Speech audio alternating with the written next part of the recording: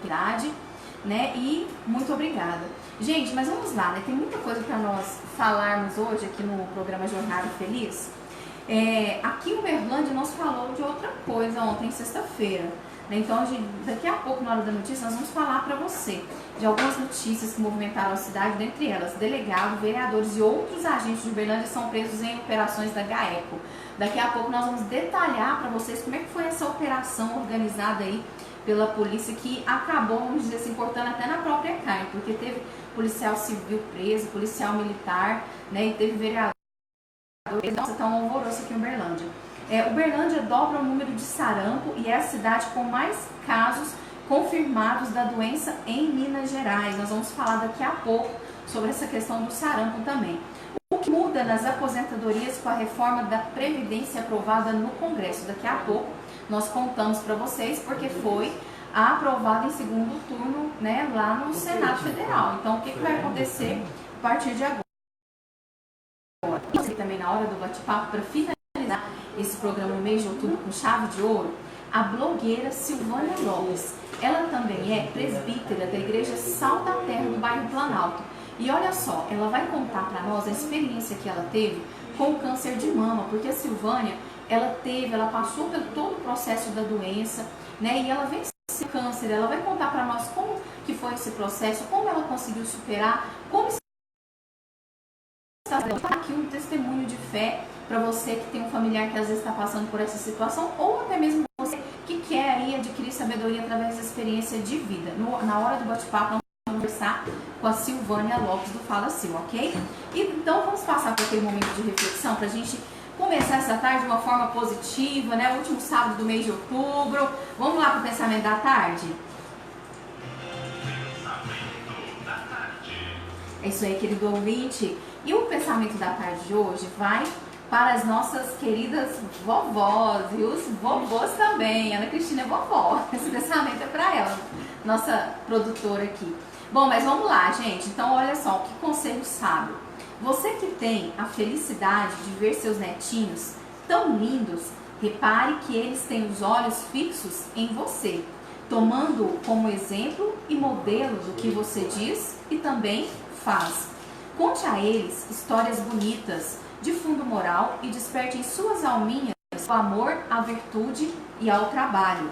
Mas, sobretudo, saiba dar-lhes a maior lição que terão em sua vida, seu próprio exemplo de trabalho e honradez. Gente, é aquele ditado que a gente já ouviu falar, né? Às vezes você pode tentar ensinar de várias formas, mas o exemplo, vou te falar, o exemplo ele arrasta. Né? Então, além de ensinar, a gente precisa dar o exemplo. Então, você, vovô, vovó, você está sendo observada todo o tempo pelos seus netinhos. Então, dê a eles, né, exemplos de honradez, de trabalho, de honestidade. Pode ter certeza que no futuro você vai colher muitos frutos de honra aí na sua família, ok? Gente, mas vamos lá então para o momento da notícia, porque hoje, nossa, tem muita coisa para falar. Vou passar os patrocinadores.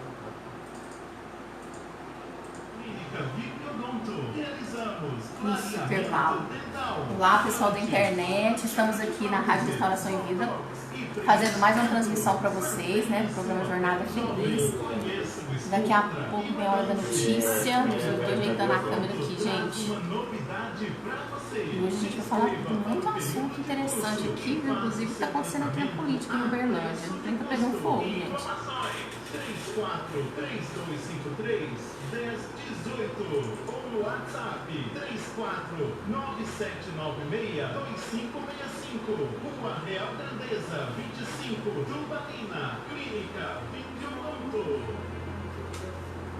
Conheça o Centro de Atendimento. Nós estamos agora no intervalo aqui, né, os nossos patrocinadores fazendo a divulgação, e daqui a pouco a gente entra na hora da notícia. Fica aqui comigo, ligado na internet. Você se mantém informado, pode participar, a gente pode mandar pergunta, comentário por aqui, que nós estamos aqui também para transmitir as dúvidas de vocês, ok? Problemas emocionais. Avenida Indaiá 79, bairro Planalto. Atendimentos. Falar com doutora Químia 991234887 ou doutora Leda 991022645. Centro de Atendimento Cairós. Hora da notícia. Os destaques da semana. Gente, é isso aí. Vou começar aqui hoje essa hora da notícia, não com uma notícia muito boa, mas nós, como população, você tem o poder de mudar esse quadro dessa notícia, hein? Uberlândia dobra o número de sarampo e é a cidade com mais casos confirmados da doença em Minas Gerais. Gente, isso é uma vergonha para nós uberlandenses, hein? Sarampo, ele é uma doença que tem vacinação e vacina disponível na rede pública de saúde. Então, vamos correr no posto de saúde, vacina sua criança, previna, porque o sarampo é uma doença séria. Olha só, essa notícia, né, eu peguei essa informação através de atualização do site G1. O número de casos confirmados de sarampo em Uberlândia dobrou. Conforme o boletim epidemiológico que foi divulgado pela Secretaria de Estado de Saúde de Minas Gerais, e foi divulgado inclusive na última quarta-feira, dia 23, o município ele tem agora atualmente 20 confirmações da doença, enquanto na última semana, olha só, na semana passada eram apenas 10 casos. Com esse número, a cidade passou a ser aí a cidade que mais tem casos confirmados de sarampo em Minas Gerais. É um título que nós realmente não queremos. Belo Horizonte, até a última semana, concentrava o maior número com 18 confirmações. E Uberlândia agora está em primeiro lugar no ranking como a cidade que está tendo o maior número de casos de sarampo. Então, para você que não entende ainda o que é o sarampo, deixa eu explicar aqui para vocês a doença do sarampo, né? O sarampo ele é uma doença viral, ou seja, ela é um vírus, é infecciosa, grave, e ela é transmissível através do contágio, né? E é muito comum acontecer principalmente na infância. Inicialmente, quando a pessoa está com o início de sarampo, o que ela vai sentir? Ela vai sentir febre, vai surgir algumas manchas avermelhadas que se distribuem pelo corpo, né? E principalmente em direção à cabeça e os membros.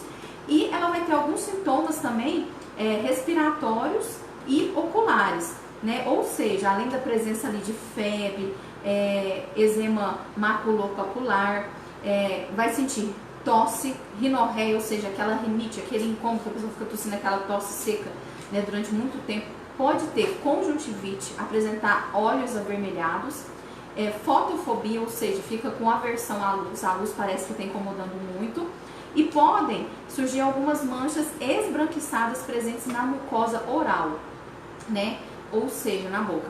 Então, a transmissão do sarampo, ela ocorre de pessoa a pessoa por meio de secreções presentes na fala, ou seja, a pessoa está conversando perto de você e ali vai aquela saliva, pode pegar através da tosse, de espirros ou até mesmo da respiração. E em casos mais graves, olha só, gente, muita atenção, nos casos mais graves de sarampo, pode ocorrer o quê? Lesão cerebral e infecções do encéfalo.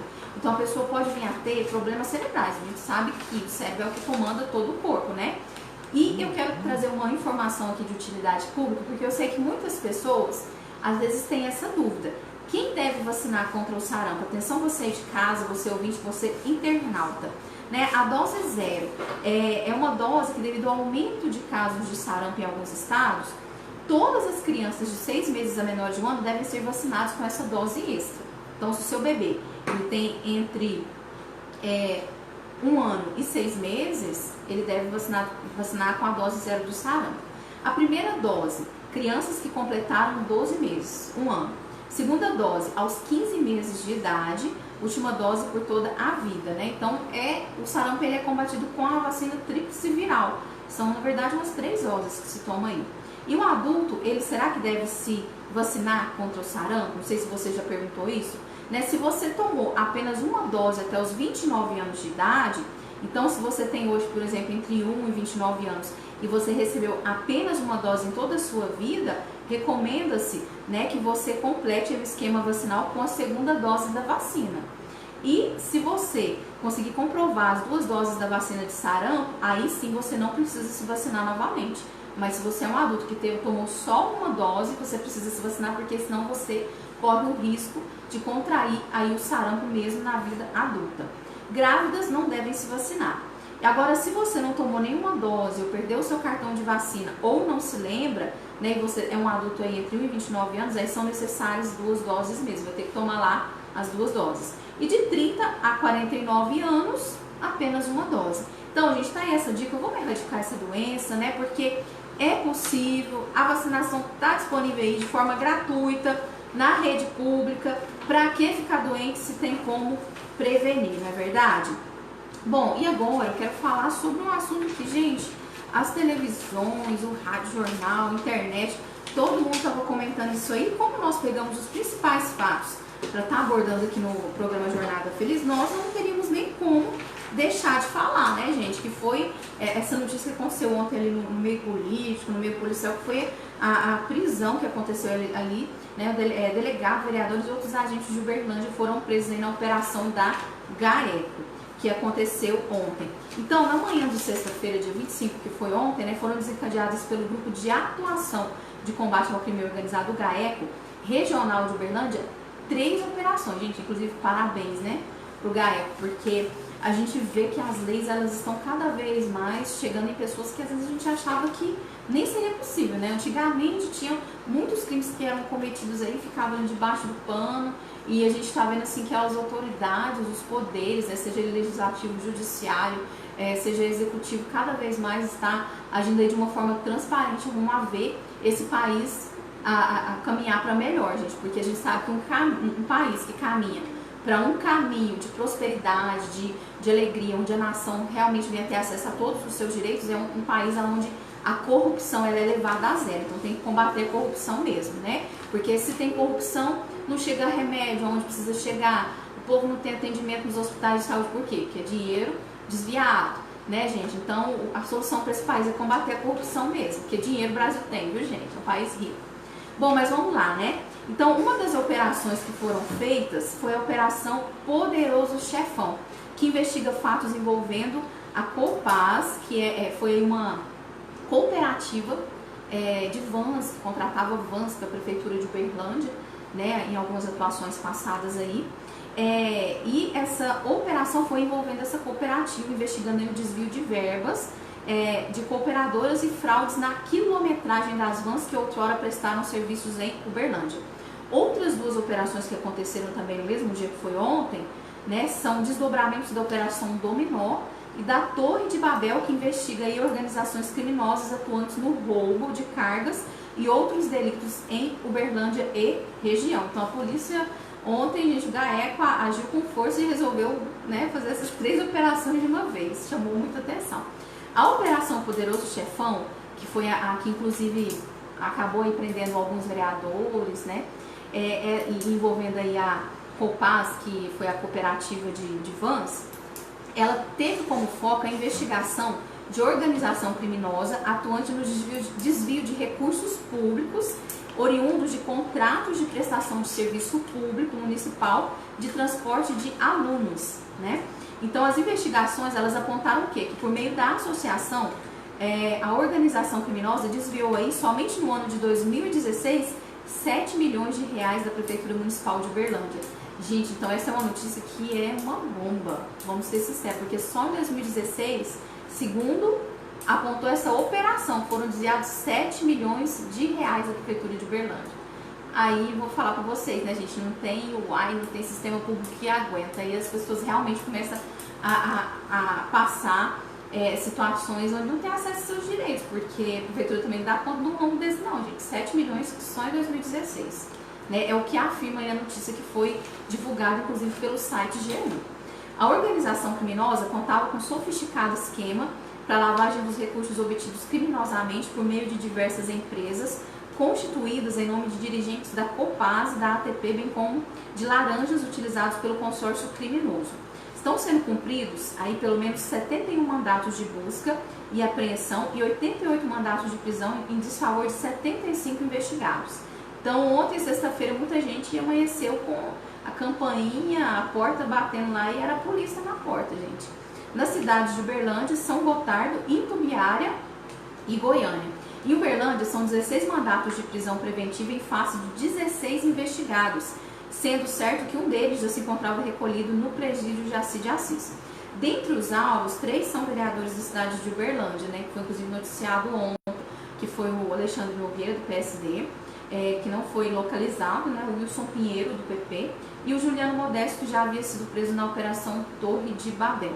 8 são policiais civis de Minas Gerais, lotados no 9º departamento da cidade de Uberlândia, e 5 são policiais militares, sendo que 3 já estavam presos aí em virtude da Operação Mercenários e Torre de Babel. E um já era desertor e foragido da Operação Torre de Babel. Então a gente vê assim que as autoridades estão cortando na própria carne, né, gente?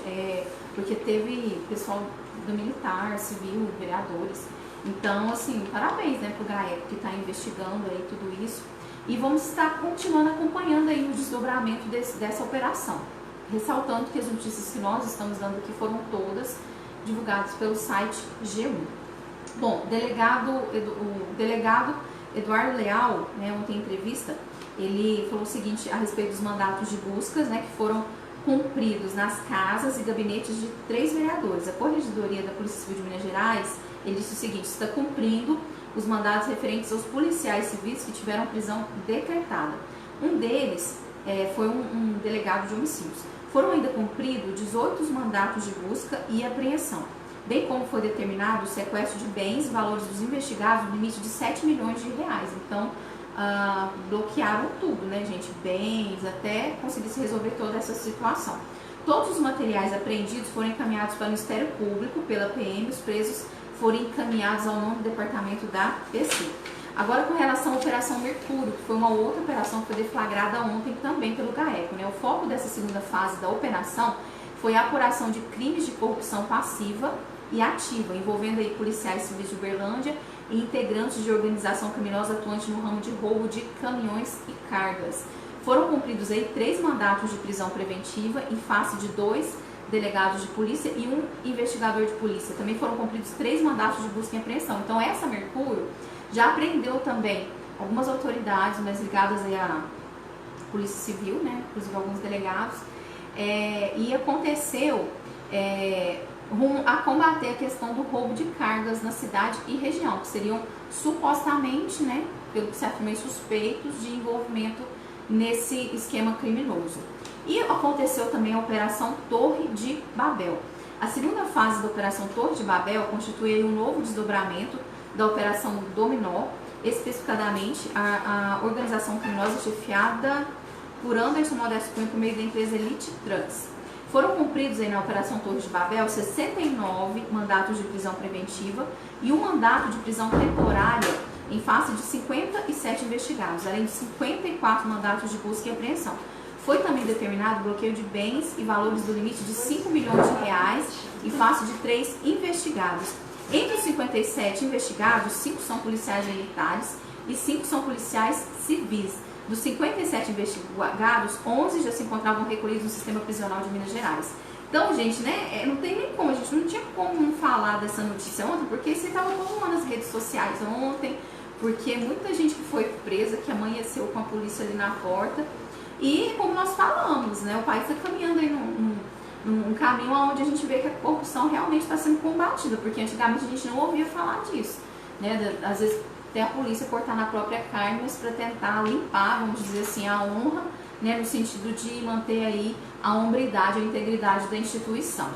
Bom, gente, já está aqui comigo a Silvânia Lopes, daqui a pouco vocês vão falar com ela vai dar para nós o depoimento, né, sobre a situação que ela viveu do câncer de mama, e tenho certeza que vai alertar muitas mulheres e vai servir como uma experiência para você que de repente tem um parente, conhece um amigo que está passando por essa situação, para poder dar apoio e ajuda. Mas antes, vamos falar dessa última notícia aqui, né, o que muda nas aposentadorias com a reforma da Previdência aprovada no Congresso, né?